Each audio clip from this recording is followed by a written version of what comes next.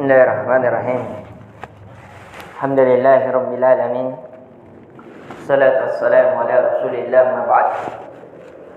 Allahumma nas'aluka ilman nafi'an wa rizqan thayyiban wa 'amalan mutaqabbalan.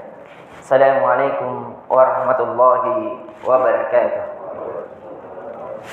Alhamdulillah, kita memuji dan mengagungkan Allah Azza wa Jalla yang disebabkan dari rahmat dan karunia-Nya lah sehingga kita mampu menundukkan jiwa kita, yang melembutkan hati kita untuk mendatangi dari rumah-rumahnya, yang dimana cuaca yang sangat memberikan ujian kepada kita dengan ujian-ujian keimanan. Apakah kita betul menginginkan di atas ketaatan kepada Allah atau hal yang sebaliknya?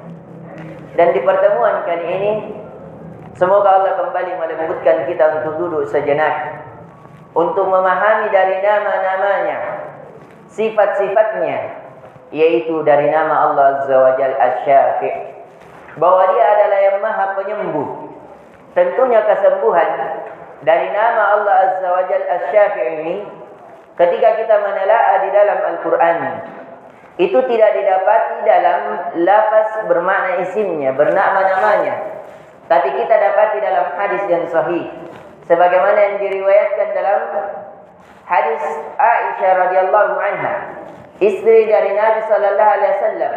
Begitu pula dari hadis Anas bin Malik, seorang pelayan dari Nabi sallallahu alaihi wasallam yang tinggal di rumah Nabi sallallahu alaihi wasallam, yang diriwayatkan dalam riwayat yang sahih yang diriwayatkan oleh Imam Bukhari dalam sahihnya, begitu pula Imam Muslim, dan begitu pula Imam At-Tirmizi di dalam sunannya, dan begitu pula dalam Sunan Ibnu Majah, dari Aisyah radhiyallahu anha, yang mengabarkan kepada kita bahwasanya jikalau Nabi sallallahu alaihi wasallam berziarah kepada orang yang sakit, ataukah ada orang yang sakit yang mendatanginya, maka Nabi sallallahu alaihi wasallam berdoa kepada Allah, Allahumma rabbin nas, ya Allah, Tuhan seluruh manusia, idhabil ba's, ya Allah, angkatlah penyakitnya, angkatlah sesuatu yang mengganggu darinya, ishfihu anta syafi la shifaa illa shifa'u, shifa'u la yughadiru saqama.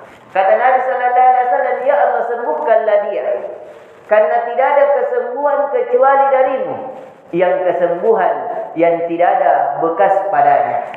Di sini Nabi mengatakan anta syafi, engkau ya Rabb adalah yang Maha Penyembuh, la shifaa illa shifaa, tidak ada kesembuhan kecuali darimu. Di sini menafikan bahwa segala jenis obat itu bukan zat yang menyembuhkan suatu penyakit. Sebagaimana dalam hadis yang sahih, kata Nabi sallallahu alaihi wasallam, ma anzalallahu da'i illa anzala dawa'i. Tidak ada suatu penyakit yang Allah turunkan dari langit ke bumi kecuali Allah juga turunkan obatnya. Akan tetapi obat ini hanyalah sebab, bukan zat penyembuh. Kenapa? Karena banyak orang yang berobat, akan tetapi kesembuhan tak kunjung datang menjumpainya. Ada orang berobat, bukan hanya di negeri tersebut dia cari dokter yang ahli, bahkan sampai berpindah negara, dari satu negara ke negara yang lain, akan tetapi kesembuhan tak kunjung datang mendatanginya. Mengapa? Karena kesembuhan anta syafi, tidak ada kesembuhan kecuali darimu ya Allah. Maka dari itu dalam ayat yang lain tentang kesembuhan itu, penyakit Allah mengabarkan hanya ada dua. Ada penyakit ruhaniyah, penyakit hati, yang tidak ada kesembuhan dari penyakit ruhaniyah kecuali Al-Quran.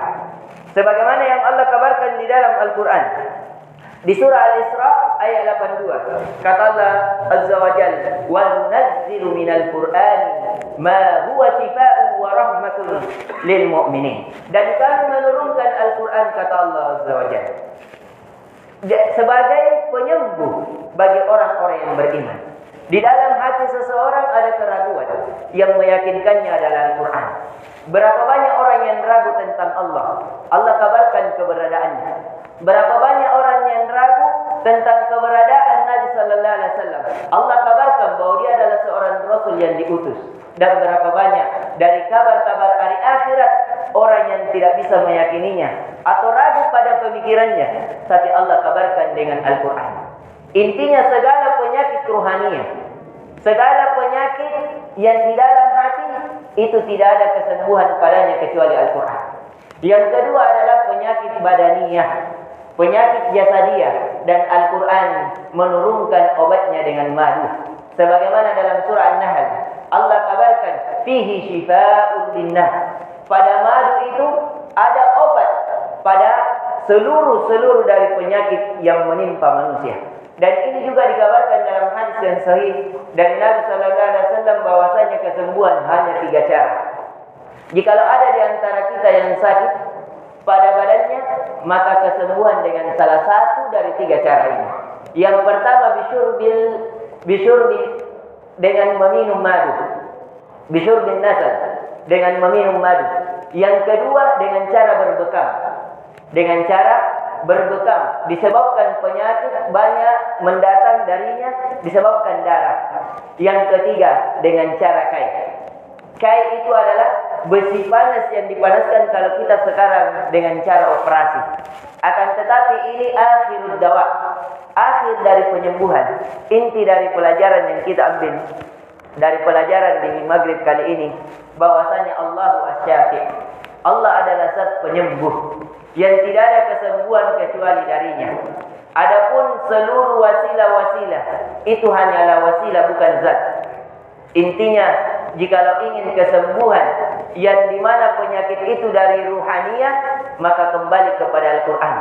Membaca Al-Quran, meruqyah air dengan membaca Al-Quran. Al-Quran dengan surah Al-Fatihah.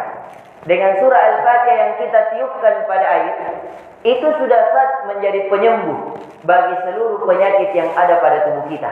Atau ada orang yang membaca Al-Quran, kita duduk tenang mendengarkan Al-Quran, itu adalah kesembuhan. Ataukah dengan cara membaca 30, bisa qul huwallahu ahad, qul a'udzu birabbil falaq, dan qul a'udzu birabbin nas, itu semuanya kesembuhan. Dan yang kedua dengan kesembuhan melalui jasadiah dengan cara meminum madu. Dan ini semua datanya dari Al-Quran yang tidak ada keraguan di dalamnya. Ini yang bisa kita berikan pelajaran yang paling utama untuk kita mengambil lagi kembali pelajaran bahwasanya kesembuhan hanya milik Allah semata. Maka dari itu hendaknya kita senantiasa berdoa kepada Allah. Karena kenapa?